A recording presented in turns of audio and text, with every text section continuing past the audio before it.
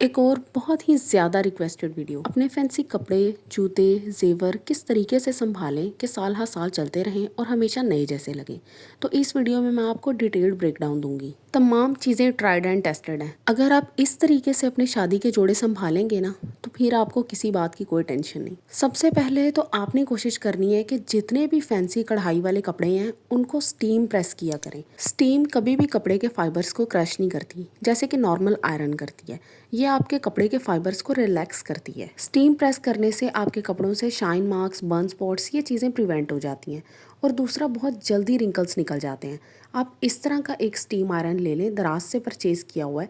इसके सारे पार्ट्स आपको शो कर रही हूँ, सिर्फ इसके अंदर आपने वाटर डालना है and you are ready to use it. इसका एक बहुत बड़ा फ़ायदा ये है कि आपको आयरन बोर्ड नहीं चाहिए होता। मेरे पास तो आयरन बोर्ड है ही नहीं, तो बस आप कपड़ों को हैंग करें और उनको प्रेस करना स्टार्ट कर दें।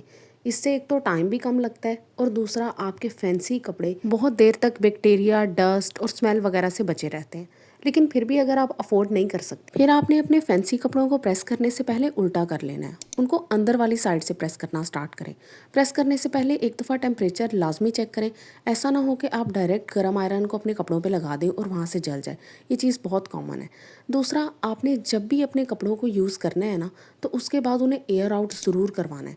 क्योंकि ऐसा नहीं होता कि हम 3-4 घंटे के लिए कपड़े पहन लें और हर दफ़ा उनको वॉश करें। इसलिए कपड़ों को इस्तेमाल करने के बाद कम से कम पूरी रात के लिए एयर आउट होने दें। फिर आपने एक बात का ख़ास ख्याल रखना है, कभी भी अपने कपड़ों को प्लास्टिक कंटेनर्स के अंदर स्टोर ना करें। इनके अंदर ह्यूमिडिटी लॉक हो जाती है, जिसकी वजह से फंगस के चांसेस बहुत ज़्यादा होते हैं। इसकी बजाय आपने कॉटन या फिर नेट के गारमेंट बैग्स यूज़ करने हैं। इसके अंदर आप साल हर साल के लिए भी अपने कपड़ों को रखेंगे ना, तब भी वो ब्रीथ आउट करते रहेंगे और ख़राब नहीं होंगे। फंगस का तो कोई चांस नहीं है, ना ही किसी किस्म की उनमें स्मेल डेवलप होगी। तो ये आपके लिए एक प्रो टिप है। फिर आपने जब भी परफ्यूम यूज़ करना है ना फैंसी कपड़ों के साथ, तो उनको कभी भी कपड़ों पर डायरेक्टली स्प्रे नहीं करना। अपनी बॉडी पे स्प्रे करें या फिर बॉडी पे बॉडी लोशन लगाएं और उसके ऊपर स्प्रे करें लॉन्ग लास्टिंग फ्रेग्रेंस के लिए। एक बात का ख़ास ख्याल रखें, आपने कभी भी अपने फैंसी कपड़ों को डायरेक्ट सनलाइट में ड्राई नहीं करना। उनको हमेशा इंडोर ड्राई करें, जहाँ पे शेडो हो, डायरेक्ट सनलाइट ना पड़े। इससे आपका फैब्रिक बहुत जल्दी ख़राब हो जाता है। तो अगर आपने उनको एयर आउट भी करवाना है ना, वॉश नहीं करने, तब भी उनको डायरेक्ट सनलाइट में नहीं रखना। उनको हमेशा आपने इंडोर ड्राई करना है। इस चीज़ से आपके कपड़े बहुत देर तक नए जैसे रहेंगे। अब बात कर लेते हैं ज्वेलरी केयर की। अपने जेवर को किस तरीके से संभाला जाए। 90% ऑफ द टाइम्स हमें अपनी आर्टिफिशियल ज्वेलरी या फिर कोई भी अच्छी क्वालिटी की ज्वेलरी वेलवेट बैग्स में मिलती है। आपने इस चीज़ को अवॉइड करना है। आपने हमेशा air tight ziplock bags use करने हैं। वेलवेट मॉइस्चर को ट्रैप करता है, जिसकी वजह से ज्वेलरी काली हो जाती है। यही आपने उसको एयर टाइट जिपलॉक बैग्स में रखा होगा और साथ में आप या तो कॉटन यूज़ कर लें या फिर बटर पेपर। आपकी ज्वेलरी साल हर साल कहीं भी नहीं जाएगी। यही अगर आप उसमें एक सिलिका जेल पाउच डाल देंगी ना, तब तो आप बिल्कुल ही बेफिक्र हो जाएं। आपकी ज्वेलरी को टार्निश होने का कोई खतरा नहीं रहेगा। या फिर छोटा सा चौक का पीस, इससे ह्यूमिडिटी रिटेन नहीं होती। अच्छा, एक और प्रो टिप है कि आप ट्रांसपेरेंट नेल पॉलिश यूज़ करें अपनी आर्टिफिशियल ज्वेलरी पे। इससे ऑक्सीडेशन और टार्निशिंग का खतरा बहुत हद तक कम हो जाता है, जिसकी वजह से आपकी ज्वेलरी का लाइफ स्पैन 3 टाइम्स या फिर 4 टाइम्स इंक्रीज हो जाता है। और यही अगर आप अपनी ज्वेलरी की बेस को, जहाँ से उसने आपकी बॉडी को टच करना है, वहाँ पे अगर आप एक ट्रांसपेरेंट पॉलिश का कोट लगा लेती हैं ना, तब भी जंग लगने का चांस, स्किन इरिटेशन का चांस, ग्रीन मार्क्स का चांस बहुत हद तक कम हो जाता है और आपकी ज्वेलरी का लाइफ स्पैन इंक्रीज हो जाता है। अब आपने एक काम करना है, आप जितनी भी आर्टिफिशियल ज्वेलरी वेयर करती हैं, अगर सिल्वर में है या गोल्ड में है, तब भी आपने रात को जब उसे उतारना है ना, तो उसे कभी भी ऐसे ही नहीं रखते। उसे अच्छी तरह ड्राई कॉटन क्लॉथ से आपने डस्ट फ्री करना है।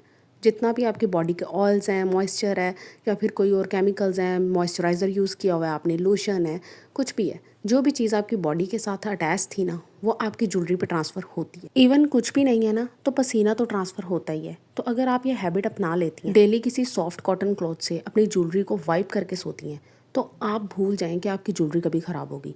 इवन आपने सस्ती से सस्ती ज्वेलरी भी ली हुई है ना, तब भी वो साल हर साल चली जाएगी और उसको बिल्कुल कुछ नहीं होगा। दिखने में चीज़ें बिल्कुल साफ़ ही लग रही होती हैं। हमें लगता है इसको साफ़ होने की ज़रूरत है ही नहीं, इसको कौन सा कुछ हुआ है या हमने कौन सा कुछ ऐसा किया है कि इस पर कोई गंदगी लग गई है।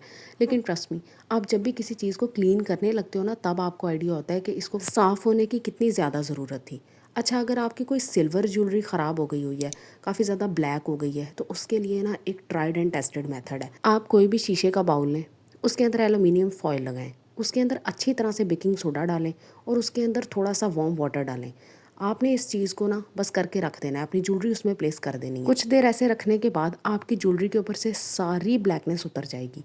आपकी ज्वेलरी ऐसे हो जाएगी जैसे आपने अभी अभी खरीदी है। बस फिर साफ पानी से इसे वॉश करें और अच्छे से ड्राई करके रख लें। अब बात कर लेते हैं शू केयर की। आपके जितने भी बंद जूते हैं ना, उसके अंदर कॉटन बॉल्स लाजमी प्लेस किया करें ताकि उनकी शेप डिस्ट्रॉय ना हो। और जो जूते आप डेली बेसिस पे वेयर करती हैं, उन्हें जब आपने उतारना है ना, तो उसके अंदर आपने ड्राई टी बैग्स प्लेस करने हैं। ज़रूरी नहीं है कि आप पूरा टी बैग रखें, आप उसमें से थोड़ी सी टी एक पैकेट के अंदर निकाल के या फिर एक पेपर के अंदर निकाल के वो भी प्लेस कर सकती हैं। असल मकसद ही टी का है, तो आपके जूते से सारी स्मेल ख़त्म हो जाएगी और किसी भी ऑकवर्ड सिचुएशन का सामना आपको नहीं करना पड़ेगा। फिर जो जूते लेदर के हैं, मोस्टली मेन के लिए या फिर आपके हस्बैंड्स के हैं, आपके फादर के हैं, आपके भाई के हैं, उनको आपने कॉटन क्लॉथ की हेल्प से वैसलीन लगा के साफ़ कर लेना और वो बिल्कुल नए जैसे हो जाएंगे। यही अगर आप अपने जूतों और कपड़ों के ऊपर एंटी मॉइस्चर स्प्रे कर लेती हैं तो आपके जूते और कपड़े साल हर साल कहीं भी नहीं जाएंगे। तो अगर वीडियो पसंद आई हो तो चैनल को लाजमी सब्सक्राइब करें। जिन लोगों को इस वीडियो की ज़रूरत है उन तक लाजमी पहुँचाएँ थे।